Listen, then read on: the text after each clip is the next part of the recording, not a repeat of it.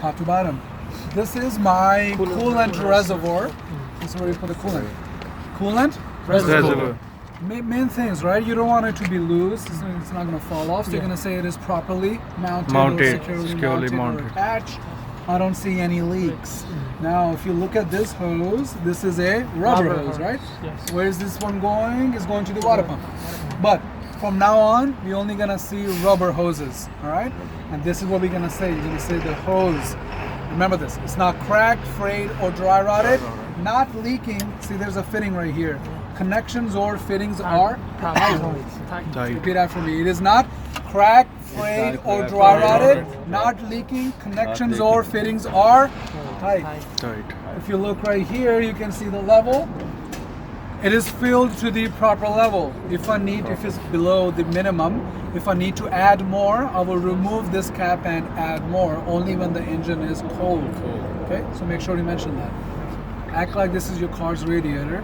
I would only add more only when the engine is cold. All right? Coolant, that's 4. Right here is the air compressor. Okay? This whole big part is the air compressor, all of it. All right? Air compressor is, this is metal. What are you going to say? It is not cracked, broken, no non-factory or illegal welds.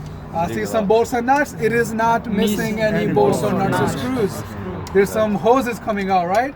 You're going to say the same thing you said here. You're going to say the same thing.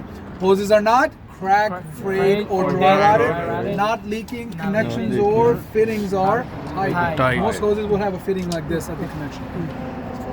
Hoses are not, say that for me, cracked, frayed, or dry rotted, not leaking. Connections or fittings are tight. Excellent. Work with gear? Yes, sir. So remember, alternator and water pump has a little belt. This one does not have a belt, right? We don't see a belt. It has little gears in it, so it is not belt driven. It is gear driven. That is not the case with every truck. So sometimes it's belt driven. The other truck that has been out is belt driven. So just look at it, right? Not belt driven. It is gear driven. Air compressor, that's 5. Last part in the engine is power steering. It's right there. Wish I could put that on everything. This is power steering reservoir. It's already tucked. Yep. Yeah, we added some actually. It was low. Power steering reservoir. Same thing you said here, right? Properly mounted, no leaks. I can see it is filled to the proper level. If it's right here, if I need to add more, I will remove this cap and add more. You don't have to, engine doesn't have to be cold. And same thing, it has 2 hoses, correct? Hoses are not, just like we said here and here, repeat yourself. Hoses are not cracked, frayed, or dry rotted. No leaks, connections or fittings are tight.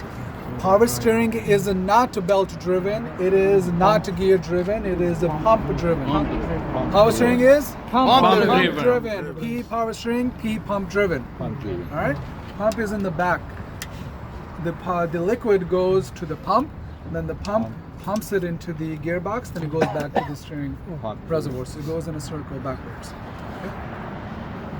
Power steering is pump driven. So 6 engine parts. What's on the other side? Alternator, water pump, engine oil. Over here we got coolant, compressor, and power steering. Now see if you look at this. Now we go to the other side, top to bottom.